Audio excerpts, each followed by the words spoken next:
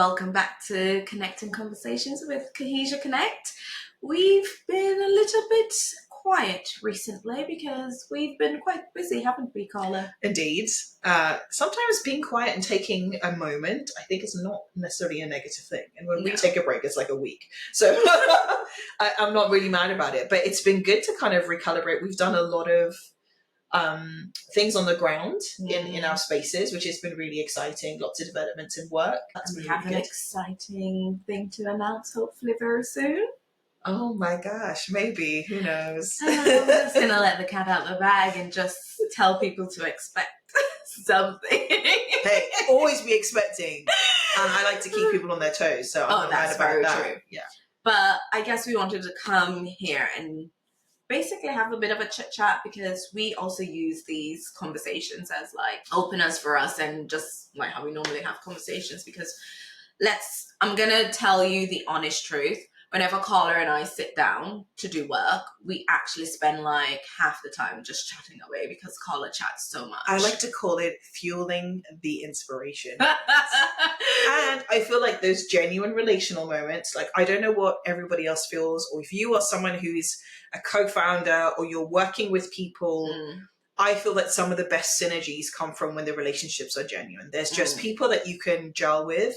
And if you can see them as humans as well as bring your skills to the table together in collaborative cohesion, see what I did there?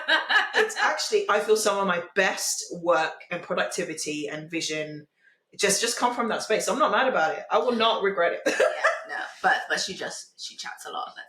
I chat a lot. You do? Is it? Okay. Because I'm really out here talking to myself. Listen, me and Carla have been working today.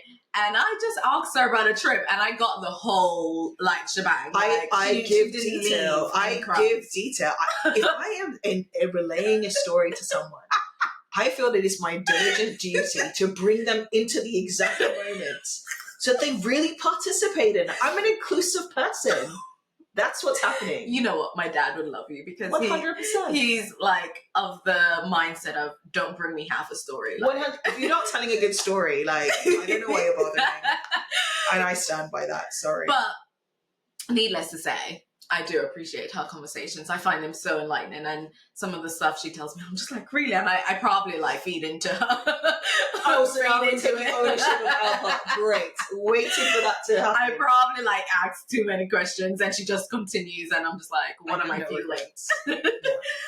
But we wanted to use this time to have a bit of a chit chat, and I think I came up with this. Well, I say I came up.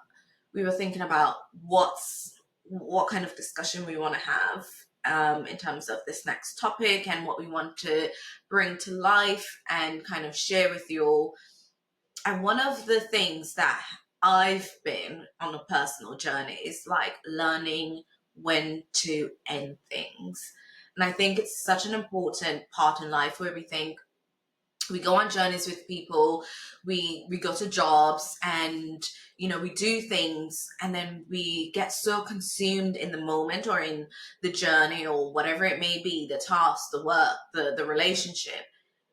But we fail to recognize, okay, when's the cutoff point? Like when do we just start people like, and I think it's so hard because I'm a victim of people pleasing.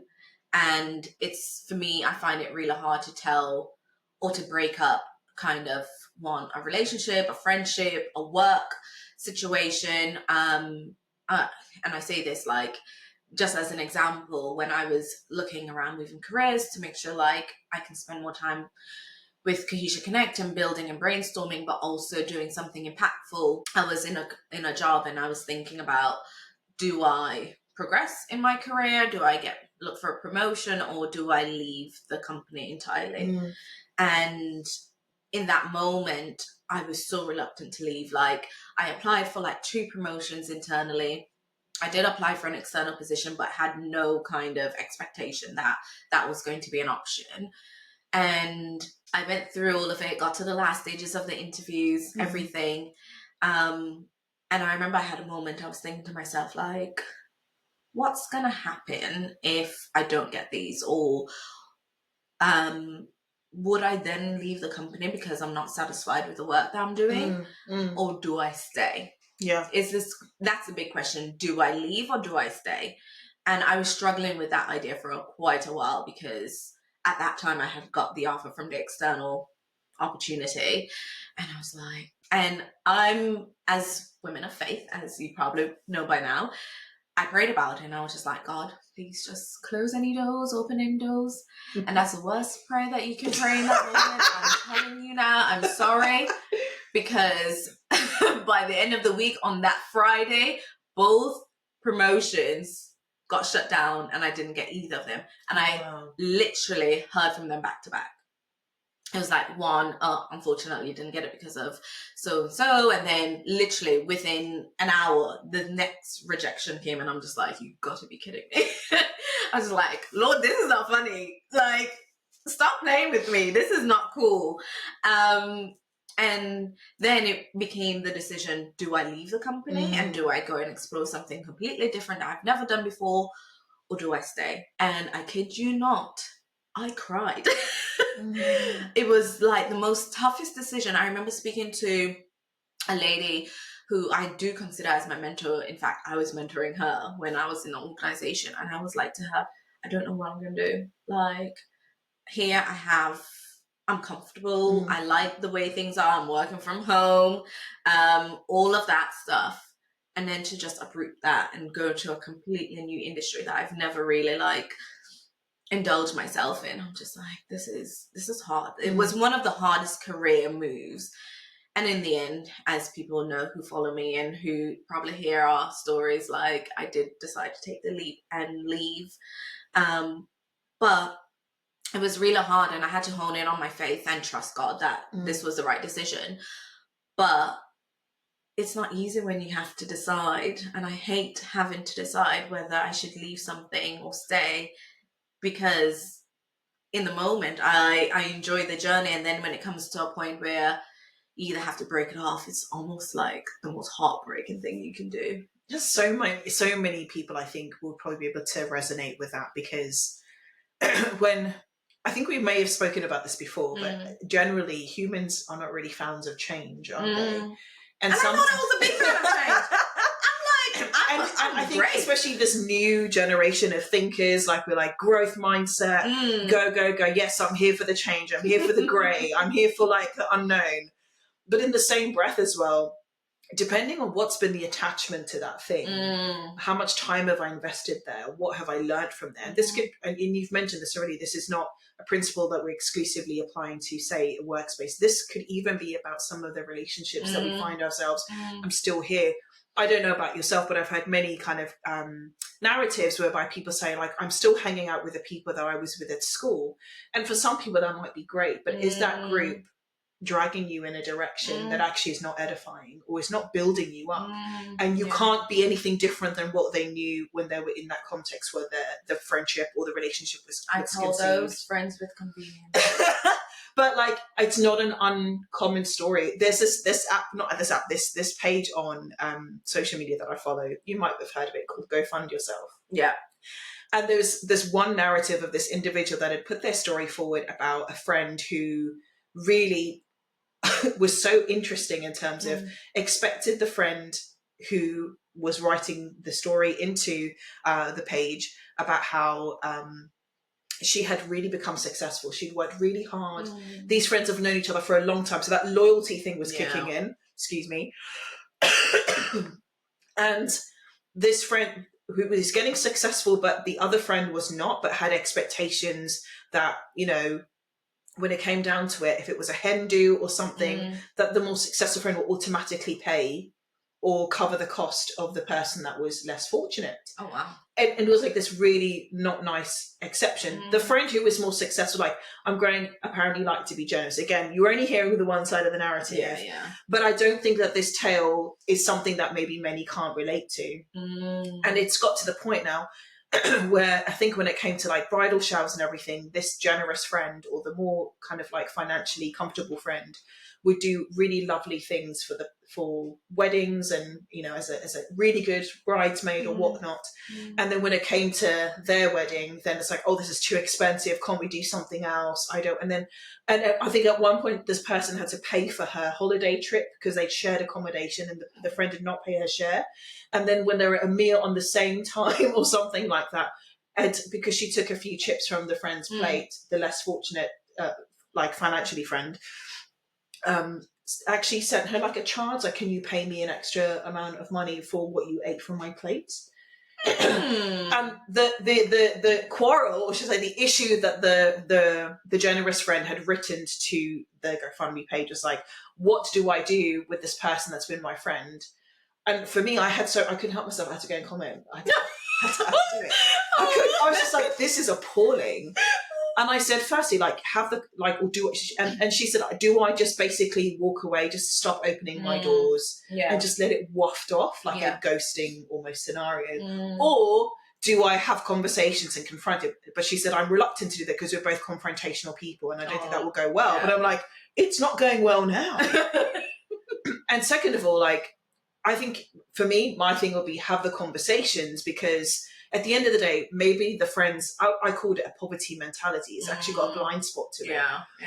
And if for all this time, apparently the expanse of this whole dynamic had been going for about 7 years. Oh, wow. And I'm like, if this is the behavior that they've, to date, have been allowed to participate in and actually have these behaviors condoned, it's not fair to punish them. Like, I'm just going to cut you off now. If you've not even had a chance to, like, give them a chance to redeem it. Put in a boundary that either they change or they move past. But does everyone need redemption? They don't, but what it does mean is, like, you need to know exactly, is there room here?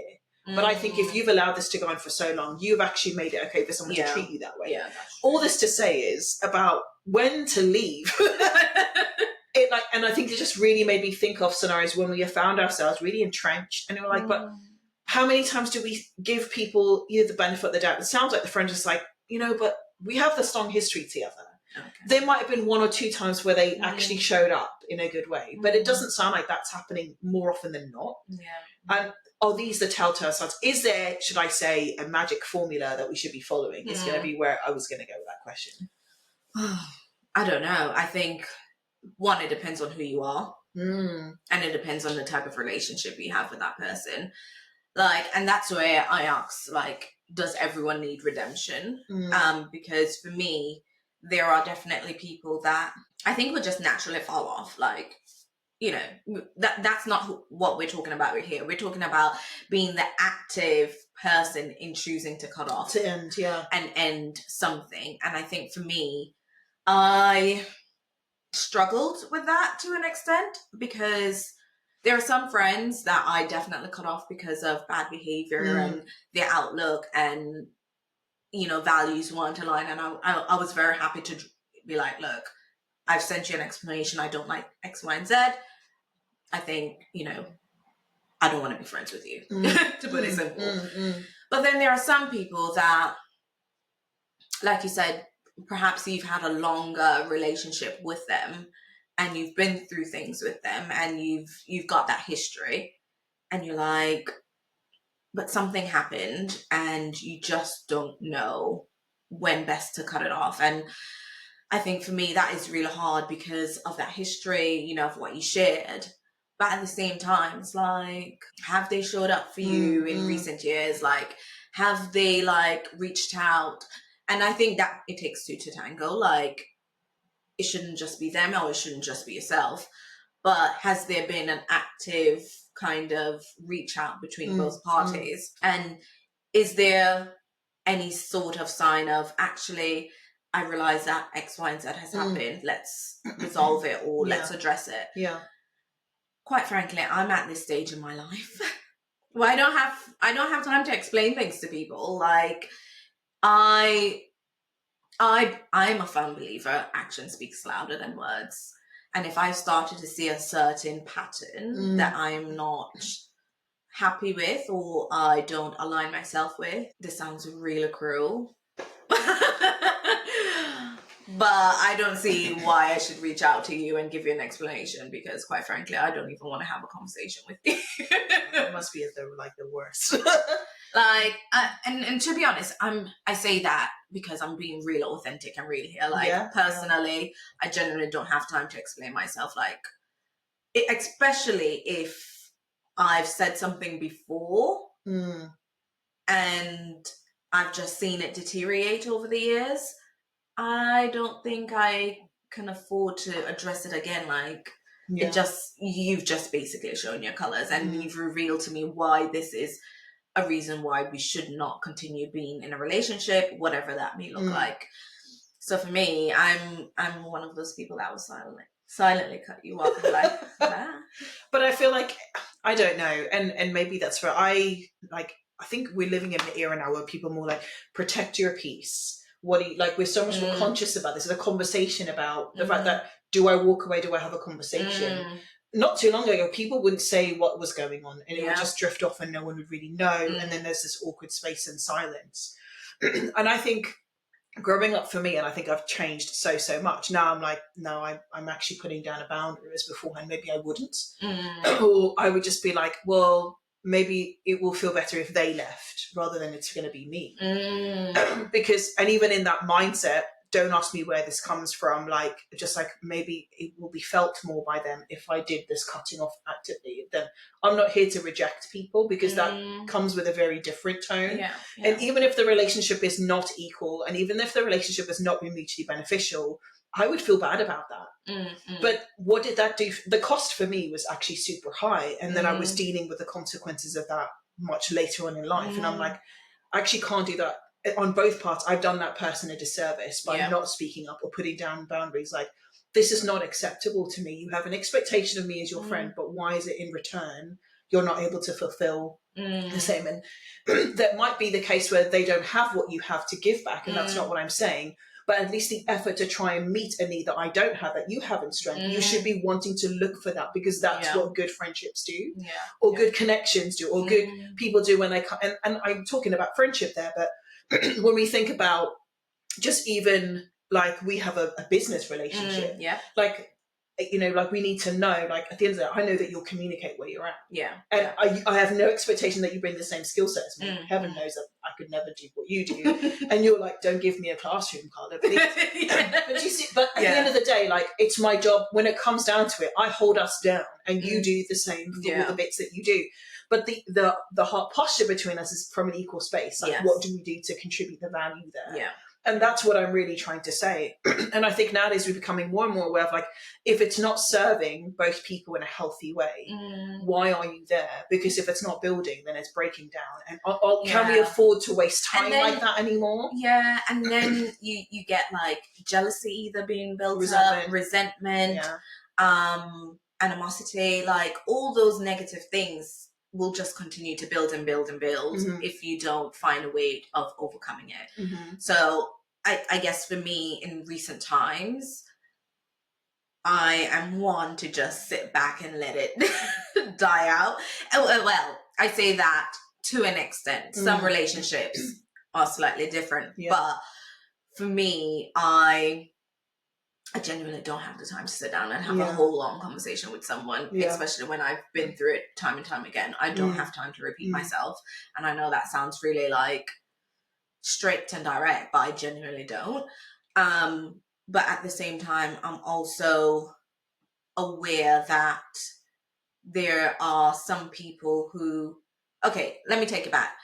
The Evelkah before was very confrontational. She held nothing back. She was just like, if you've done me wrong, I'm going to tell you. I don't like blah, blah, blah, blah, blah. Now, I think I've grown up and I know that actually maybe not everything is worth an explanation.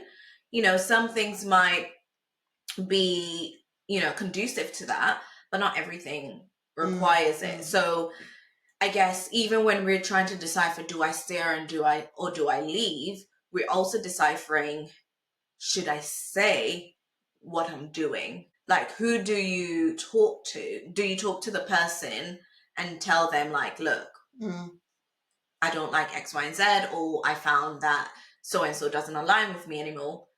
So it also comes back as to, do we talk about it or do we don't? And I think the reason why we struggle with, do I stay or do I not, is because we're afraid of having the conversations that accompany it. Yeah, I think people are really nervous about like confrontation, as you say, like, and also let's look at the cultural context where we are in the UK. People will happily sit in awkwardness and if like and leave the elephant in the room. Leave the elephant in the room, dust it under the carpet, don't make a scene. Like traditionally speaking, that is the narrative I've always learned culturally about living and being someone in the UK. Like you don't make a fuss, you just bear it inside to your stiff upper lip. And I think, like you're saying, people like, there is a bit of trauma when it comes to a confrontation. Like, does this become ugly and you're shouting at someone? It makes people uncomfortable. But like, I think there's a way, and I think I've heard many kind of like emergent conversations, particularly in recent years, about how to disagree well. How to say like, I have an issue here, without it becoming like really emotionally charged. And I think when we get there, then it feels like we lose the essence of what the issue is and more about how you made me feel. And don't get me wrong, I'm not nullifying the value of like, if you're behaving in a way that causes people to feel a certain way, we have a kind of responsibility towards that. And again, that's all the healthy things, not the I'm not here to mollycoddle insecurity and things that are unhealthy in the other person. But what I am saying is like, when it comes to these conversations, does it become like, now this is a fight, and then it becomes like, because I'm hurt, I'm going to say things that I don't, we've lost track of the issue. And I think people are quite afraid to get into that space because if I go there, what comes out is actually you're killing a fly with a cannonball, and then actually, is there a way to restore that or come back from it after? And I think I'm not going to lie, I think that's a big part of why I stopped confronting. Because unfortunately, I get really emotionally charged because I've invested so much in that relationship or in that situation. I found it really hard to, separate my feelings from the issue. And so over the years, I've said things that, and I'm going to put my hands up, that have hurt people, said things that I didn't want to say or didn't like. And I think because I'm so conscious of what I've done before, I've just decided, I'm going to step back and, Evelkah's going to shut her mouth before she gets in trouble. I would rather just be quiet and not say anything. But needless to say, it's something that I guess I'm trying to work my way around in kind of how best to have these conversations and how best to disagree on a mutual level, disagree politely, understanding how to bring an issue and bring a challenge without getting my feelings involved. But I think, for me, I was just a little emotionally charged. And my mom used to always say, Evelkah, you just need to shut your mouth. And I think there's a time and a place for that. And I think with maturity and growing up, we learn like, this is a battle that doesn't need to be won if I want to win a war. And one of the things that I think also, this comes into that confrontation, how we approach that confrontation, when we approach that, we need to address the issue.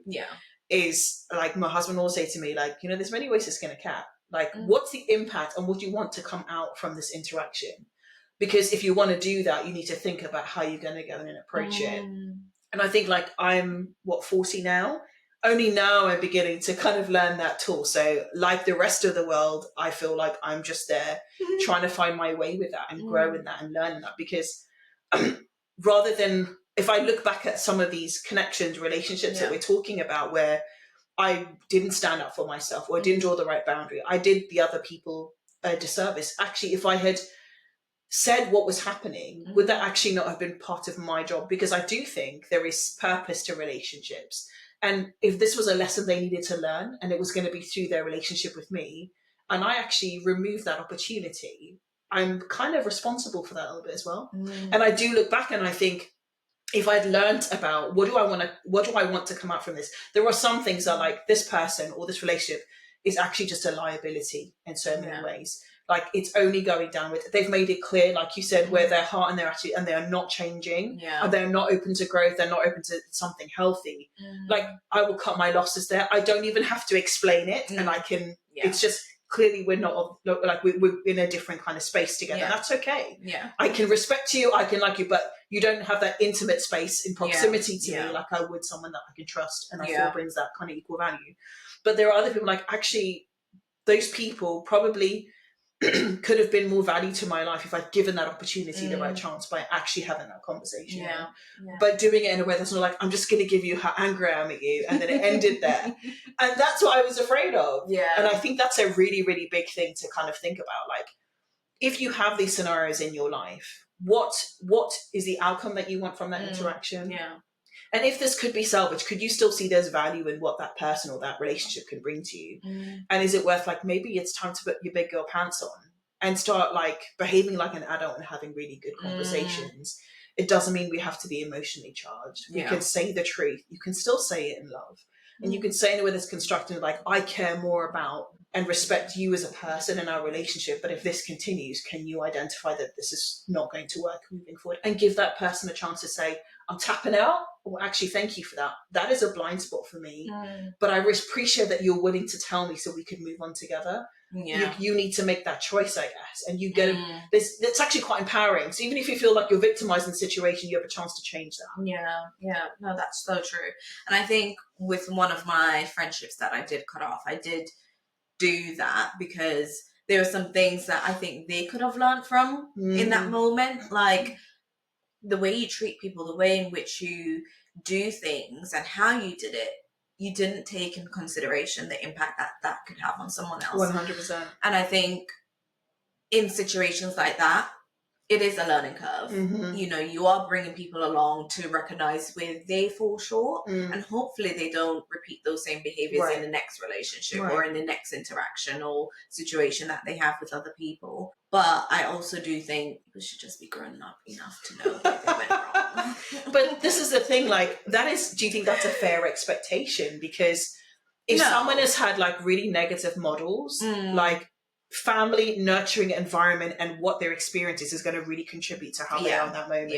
And there is no equity there. We cannot expect that people are starting from the same place, starting from the same standards of what we see is and isn't acceptable.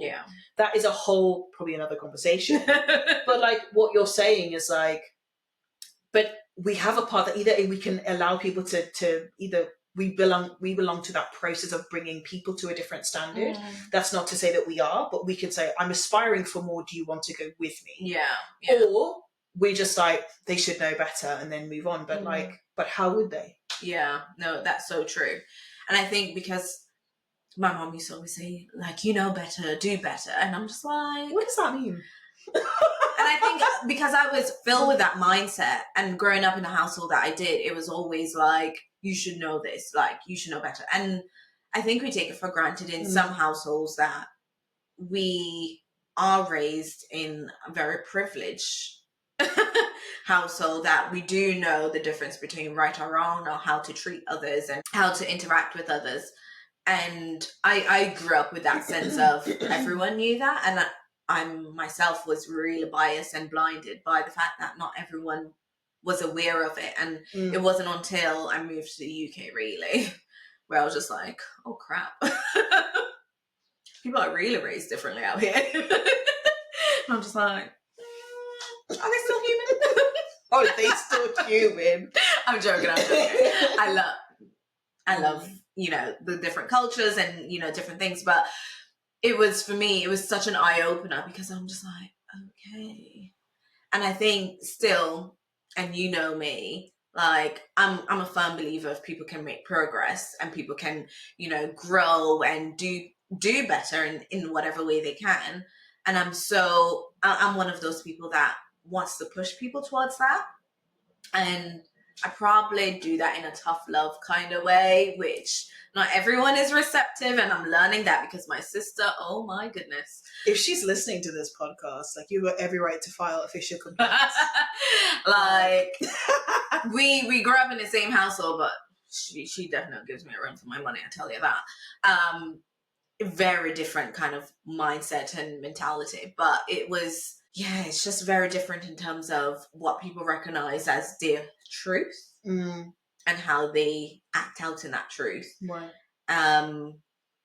It's just so interesting. So back to the whole kind of overarching, like, do I stay or do I leave? Like, how do we make that decision, in your opinion? I think we've I think this is probably the part one of this conversation, that we've spoken about the relationship side, and I think the jobs and career side might be slightly different, kind of like values that we bring into that, or determining factors. I think with the relationship, this is a complex one. And I think just going through what we've shared today, what your experiences have been, why you feel the way that you do about how to date you have felt more comfortable to approach some of those moments in one way rather than another. It shows you that everybody's at a different place. And I think for the one thing that I've learned from both of what we said is like, we actually can't make assumptions that everybody's coming with the same standard of what is and isn't acceptable, or what is and isn't right, because it's so different. And like you said, it is a privilege if you've been raised in a family that talks about values like that. I know that that's not everybody's joy. They might have had really different, complex situations in family homes. And if you think about, you go back to what that's like being raised in an environment that go down to Maslow's hierarchy of needs, you're not thinking about how morally correct am I behaving, or, you know, how much of a good person am I becoming, when actually your basic need is just to survive your own home life. And I think that was something like you said, in our naivety, maybe in our youth, we will just assume that everybody is raised like we are, or has had this kind of input, or this kind of counsel, or this kind of nurturing, and someone is looking out to see what is happening with the growth of our, you know, inner conscious person. That is, are you becoming a good individual? Some people don't have that. And in this world, we see them all the time. We see the outworkings of people that come from kind of like bruised starts in life. Like, that's coming out in a whole load of other kind of crazy ways. And it's heartbreaking, and we're very quick to judge that. But all that to say is, like, I think self-awareness is a big part in all of that. What is it, the bit that you want to see in your life? Because I think a lot of the time, especially growing up and until this point, I used to think things are just happening to me, including relationships, or what's happened. Or it's I would say it's probably, if I'm very honest, and it's an extreme way, it's almost a bit victimized if you think like it's just happening to me. Rather than realizing I'm probably more empowered than not, even if I'm encountering people that are different to me, have different value systems. What I allow into my life, I need to be aware of. Like, I'm probably a little bit like less confrontational, and I won't push back. But is that person's fault, or because I did not like set my boundary there? And I think the starting point, because I don't have a formula, all that to say, is you probably have to have a really good sense of self-awareness.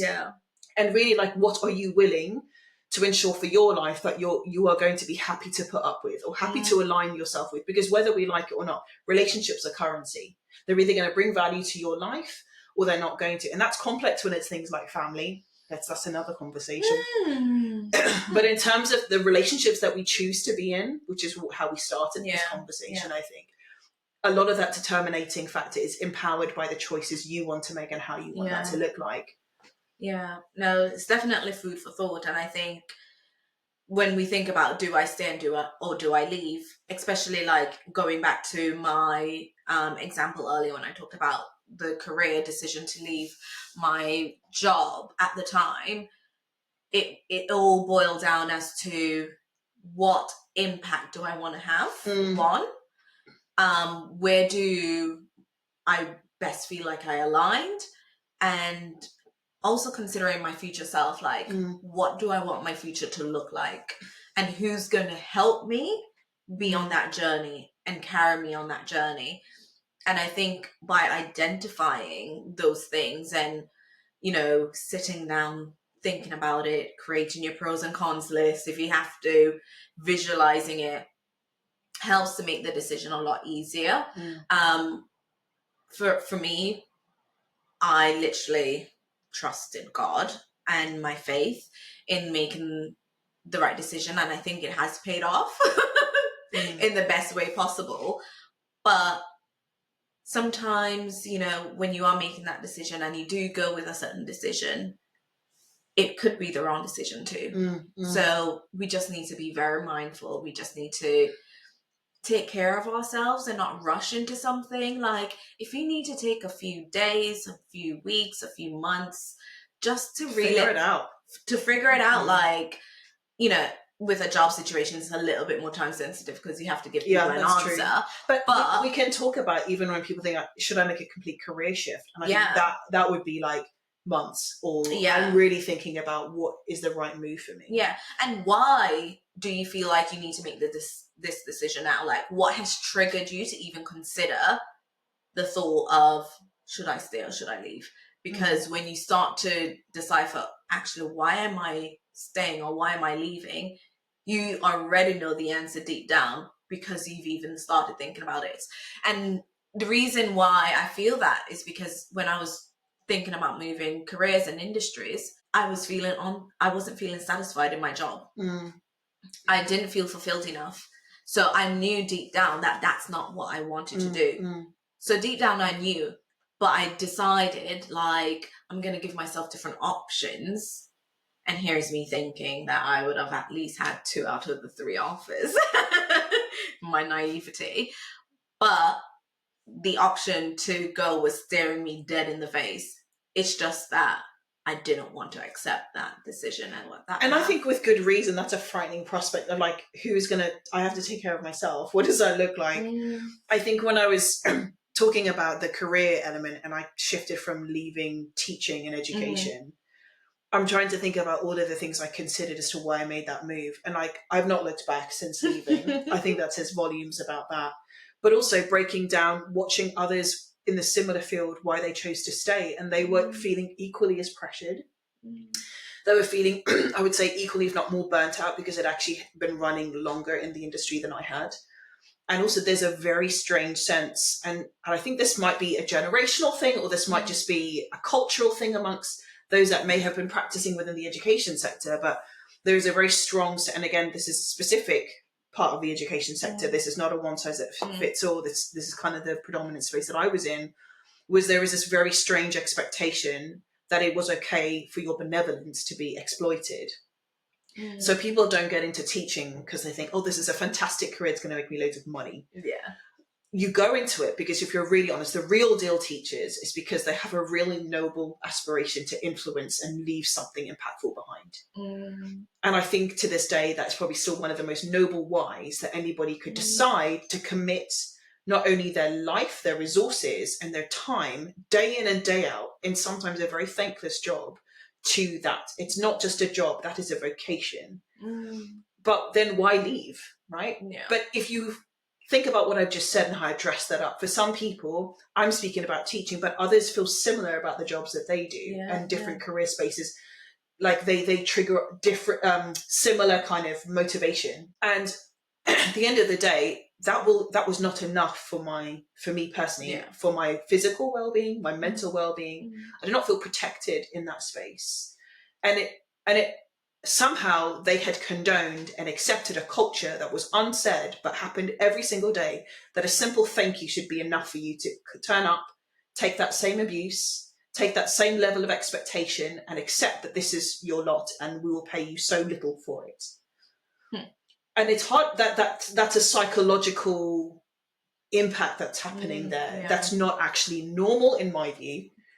And taking a step back, like seeing how those that have been longer entrenched within that environment, that's why it was harder to leave. When I left, I left because I knew it was, I think even when I got into that space, I knew it wasn't for forever.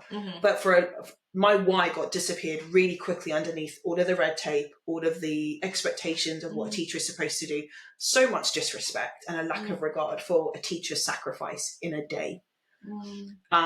And again, I can't speak for everybody else, but what I was seeing so commonly in the spaces that I was occupying in education, that was a very common factor. And people just, you suck it up and you deal with it and you still turn up. But why are we doing that? And you're having parents who, I'm like, I came to school today to educate your child and to do something that's going to benefit them, hopefully for the rest of your life, for their lives. I'm doing the job that you obviously are not doing. And teaching them and educating them in a way that you are not able to do. But their attitude towards us was just so like, well, you're paid to do that. Trying to get their children out of like detentions and like where was the partnership there? Do you know what I mean? Yeah. And when I saw all of these things just chip away each and every day, and don't get me wrong, there were some glorious days when you saw your subject settle in a child or really resonated with a child and you could see this has changed something for them. Yeah. And you saw like that was your superpower, that this is why you came, but it's not enough when that might happen maybe 5 times out of 500 times. in a school term or whatever the time frame may be. And my decision to leave was just like, I know the why is not being fulfilled anymore.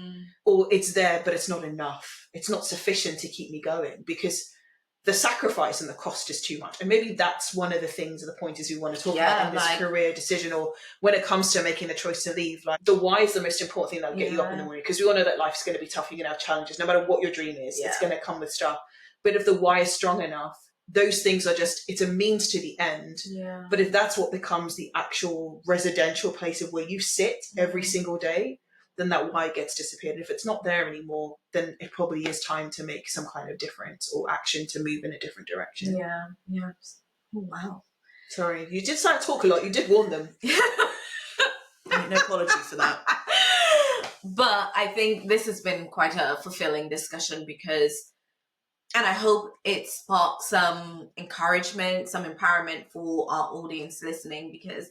And also file complaints if you don't like what we're saying. Like, I really would love to hear other people's alternative view, because that would be really good for us. Yeah, because we're just sharing what we thought, our experiences, you know, our livelihoods with you quite openly, even if it does get us cancelled. No. I do think like this is quite an important thing that everyone is dealing with at some point in their life, or even currently, as to what they do. What do they do next? What's my next step? Am I going to stay in something that is not fulfilling, or am I going to leave to pursue something that is, or vice versa? Like, you know, sometimes in certain situations and careers, it's probably better off that you do stay rather than leave. And I'm not here to advocate you do one or the other. I think it's down to someone's personal choice, and really analyzing and understanding the situation you're in, understanding your why, understanding the cost and sacrifice that is attached to that situation or decision, in order for you to make the most informed choice and path for your next steps in your life. So I do hope that you found this encouraging. I hope that you found us sharing our personal experiences quite enlightening, and maybe it has resonated with some of you today. So yeah, we'll catch you on the other side. Until next time, guys. Thank you. Bye.